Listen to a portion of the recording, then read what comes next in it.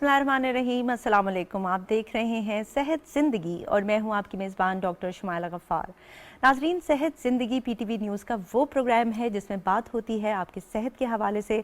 हमारी कोशिश है कि अपने प्रोग्राम के ज़रिए हम इस कदर हेल्थ अवेयरनेस क्रिएट कर दें कि पाकिस्तान को सेहतमंद बनाया जा सके। बहुत सारी वो बीमारियाँ जो कि डायग्नोज नहीं हो सकती उनसे बचा जा सके, उनको वक्त पर ट्रीट किया जा सके, क्योंकि पाकिस्तान में बहुत सारे लोग ऐसे हैं जो कि हेल्थ अवेयरनेस ना होने की वजह से बीमारियों का शिकार हो जाते हैं। जो लाइफस्टाइल उन्होंने अपनाया हुआ होता है उनको ये पता ही नहीं होता कि वो किस तरह से उनको बीमारियों की तरफ धकेल रहा है।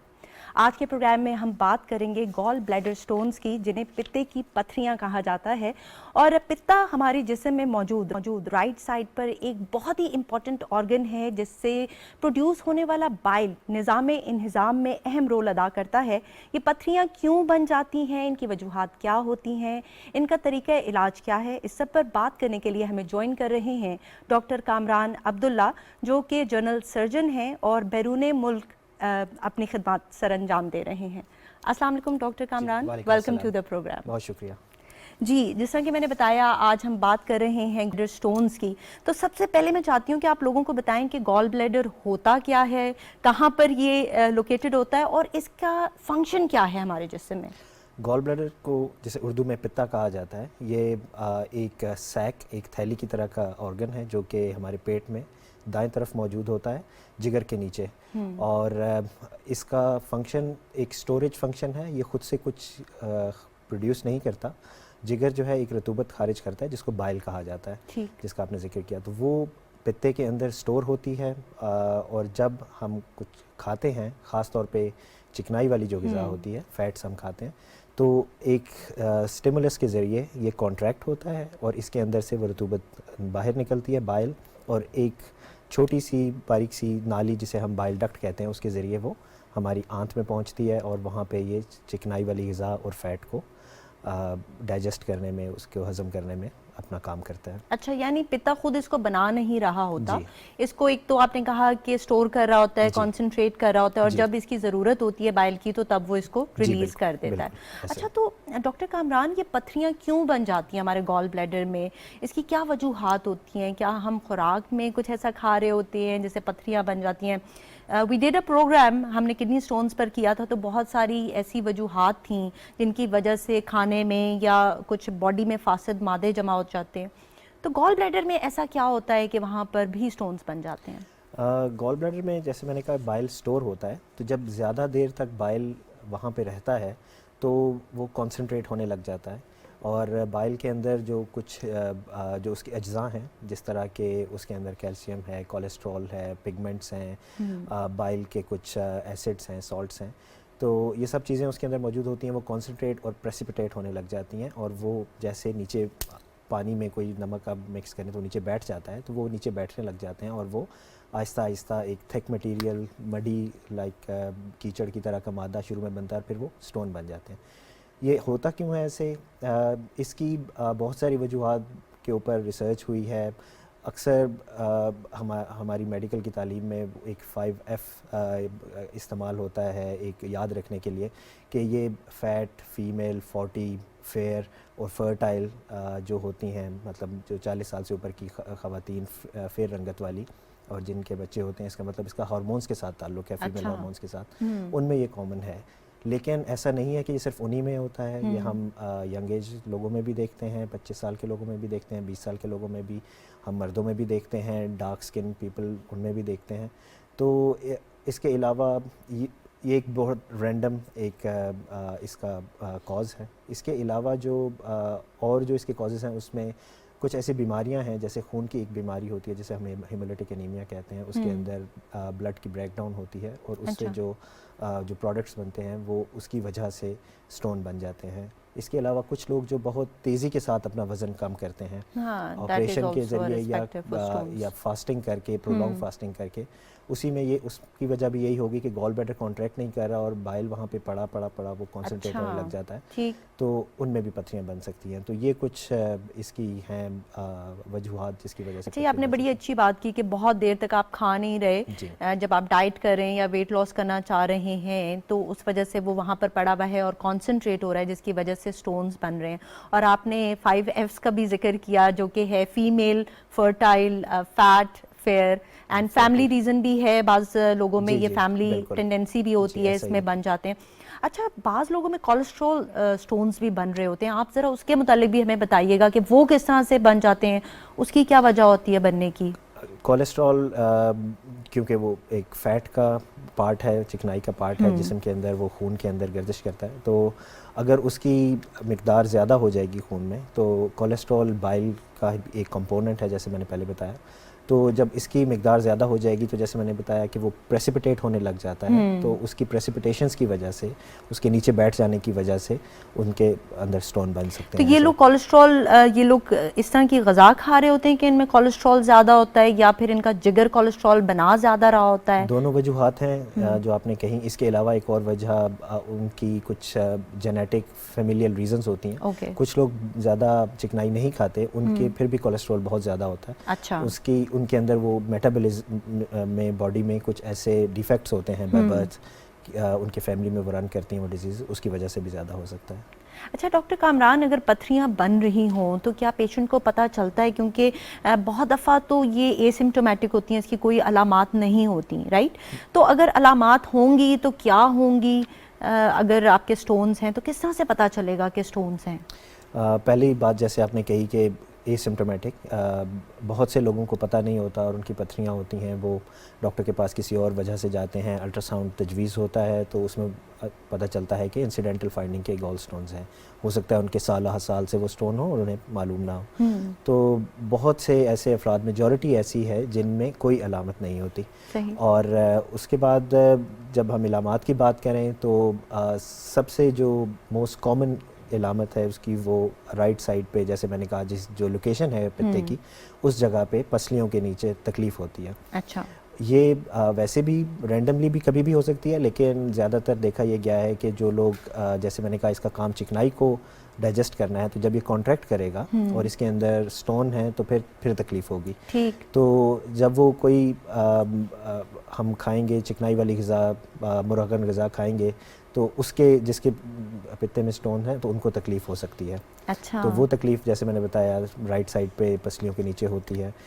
इसको हम मेडिकल टर्म्स में बिलियरी कॉलिक कहते हैं। एक और इसकी जो प्रेजेंटेशन है हम उसे कोलिसिस्टाइटिस कहते हैं, जिसमें पित्ते में सोजिश उसका हो भी मैं जाती आपसे पूछूंगी। इससे पहले ये भी बताइएगा कि ये जो दर्द होता है ये किस किस्म का दर्द होता है? क्योंकि बहुत सारे लोग तो ये समझेंगे कि मैदे में खाने की वजह से दर्द हो रहा है, जिस तरह कि आपने कहा कि उन्होंने कोई फ्राइड चीज़ खा ली, चिकनाई वाली खा ली, तो क्या ये गैस्ट्रिक दर्द से डिफरेंट होता है? ये किस नेचर का दर्द होता है? थोड़ा सा बताइए ताकि लोगों को पता चले कि अगर उनको दर्द हो रहा है तो दे कैन टेल के ये पित्ते का दर्द है। गैस्ट्रिक जो अल्सर की जो पेन है उससे ये थोड़ी मुख्तलिफ है। जैसे मैंने कहा, ये दाएं तरफ होती है। जो गैस्ट्रिक पेन है वो आमतौर पे दरमियान में, पेट के आपकी चेस्ट बोन के नीचे वाला जो हिस्सा है वहाँ पे होती है। और एक तो ये दाएं तरफ होती है, दूसरा आमतौर पे चिकनाई वाली ग़िज़ा खाने के बाद होती है, लेकिन वैसे भी हो सकती है। जबकि मैदे की जो दर्द है वो आमतौर पे जो स्पाइसी फूड है, जो मिर्चों वाली ग़िज़ा है, उससे होती है। जो पित्ते की दर्द है वो आमतौर पे देखा ये गया है, जिसे बिलियरी कॉलिक जिसे मैंने कहा, वो आमतौर पे उसका ड्यूरेशन 8 से 10 घंटे तक होता है। अच्छा। और वो एक मुसलसल दर्द होता है, क्योंकि अच्छा। दर्द की इकसाम यह है कि कुछ दर्द होते हैं जो टीस की शक्ल में आते हैं, हाँ, आते हैं और चले कम और जाते हैं। ज़्यादा होते हैं, उसकी इंटेंसिटी वेरी करती है। लेकिन इसकी इंटेंसिटी कांस्टेंट रहती है। सही। एक ही जैसा दर्द रहेगा 8 से 10 घंटे तक दाएं तरफ पसलियों के नीचे। और अगर ये बिलियरी कॉलिक है तो 8-10 घंटे में ठीक हो जाता है। नॉर्मल घर में जो हमारी पेन किलर मेडिसिन होती हैं, पैरासीटामोल, ब्रूफेन या बस्कोपान, उससे ठीक हो जाता है। अच्छा।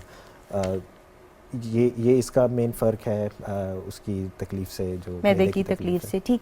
अगर किसी को ये शक है कि उसके स्टोन्स हैं गॉल ब्लैडर में, तो उसको कौन कौन से टेस्ट करवाने चाहिए अपने?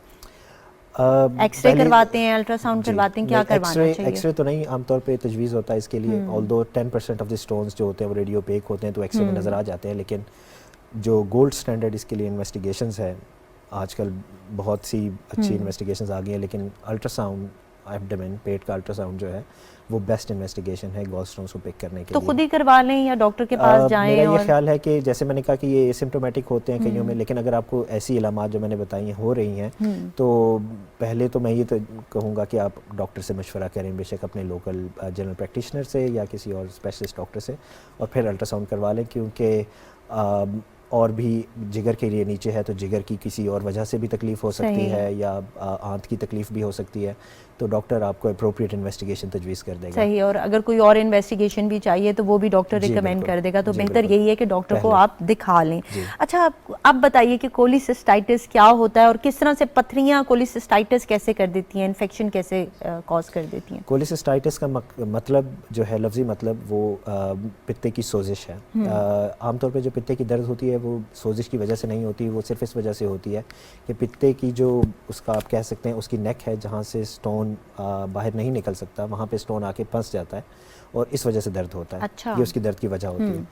तो अगर वो बिलरी कॉलिक है और वो इसी वजह से सिर्फ तकलीफ है और सोजिश नहीं है, तो वो 8-10 घंटे में ऐसा होता है कि गॉल ब्लैडर थोड़ा सा रिलैक्स होता है, फिर पथरी वापस अपनी जगह पे आ जाती है, रास्ता खुल जाता है, तकलीफ़ ठीक हो जाती है। लेकिन अगर ऐसा ना हो और ये पथरी वहाँ पे फंसी रहे गॉल ब्लैडर की नेक में और उसका आउटलेट ब्लॉक हो जाए, वहाँ से बाइल बाहर ना निकल सक रहा हो, तो उसकी सोजिश शुरू हो जाती है। वहाँ पे इन्फेक्शन, बैक्टीरिया इन्फेक्शन कॉज करना शुरू कर देते हैं और पित्ते की जो बैरूनी वॉल है, दीवार है, उसके अंदर सोजिश शुरू हो जाती है और अगर तकलीफ़ बढ़ती जाए तो फिर कई दफ़ा उसमें पस भी बन सकती है। अच्छा। इलामात इसकी दूसरी तकलीफ से इस तरह से मुख्तलिफ होंगी कि इसमें बुखार होगा। अच्छा, क्योंकि इन्फेक्शन हो रहा है तो बुखार हो जाएगा इसमें आपको, ठीक है। इसमें बुखार होगा, तकलीफ 8 से 10 घंटे जैसे मैंने कहा था उससे ज़्यादा प्रोलॉन्ग हो जाएगी, 24 घंटे या उससे ज़्यादा तकलीफ होगी और बुखार होगा, उल्टियाँ भी आ सकती हैं, क्योंकि पेट में कहीं पे भी सोजिश हो तो क्या होती है, अच्छा, तो उल्टियाँ भी हो सकती हैं। तो ये इसकी इलामात जो कि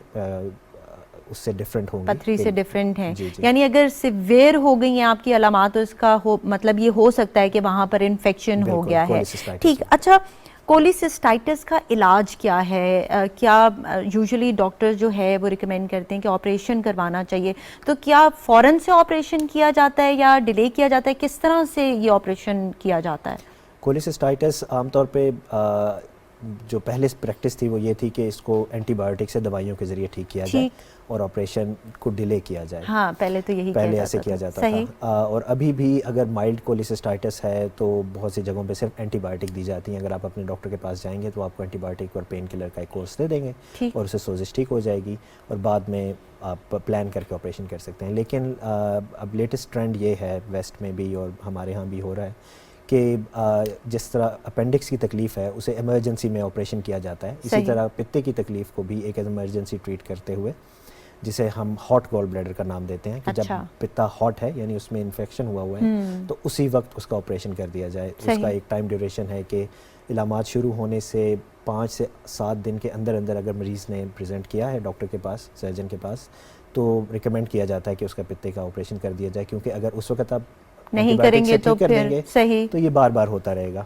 और इसकी दूसरी भी कॉम्प्लिकेशंस हैं वो भी हो सकती हैं। ठीक, तो अच्छा, ये तो कोलिसिस्टाइटिस का इलाज हो गया कि हम उसमें कोलिसिस्टेक्टमी कर सकते हैं। लेकिन अगर पथरियां हैं और कोई अलामत नहीं आ रही, आप डॉक्टर के पास किसी और मकसद के लिए गए थे, आपके टेस्ट हुए और पता चला कि पथरी है, तो क्या उसमें भी गॉल ब्लैडर को रिमूव कर देना चाहिए? क्या किया जाता है उस केस में? इसमें डिपेंड करता है, आमतौर पर हम रिकमेंड नहीं करते हैं। ठीक, लेकिन अगर कोई ऐसा मरीज़ है जो कि डायबिटिक हैं, उनकी क़ुव्वत मुदाफ़ियत जिस्म की इम्यूनो कॉम्प्रोमाइज़्ड है, वो कम है, तो उनके अंदर इन्फेक्शन के फ्यूचर में चांसेस ज़्यादा हैं, तो उनको हम रिकमेंड करते हैं कि वो करवा लें।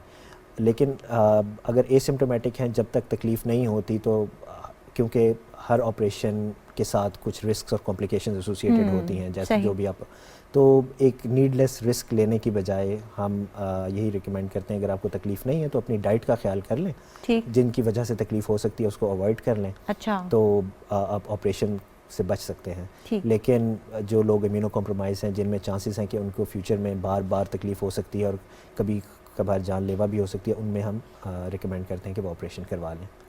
अच्छा डॉक्टर कामरान, ये जो पथरियां हैं ये क्या क्या कॉम्प्लिकेशंस कर सकती हैं?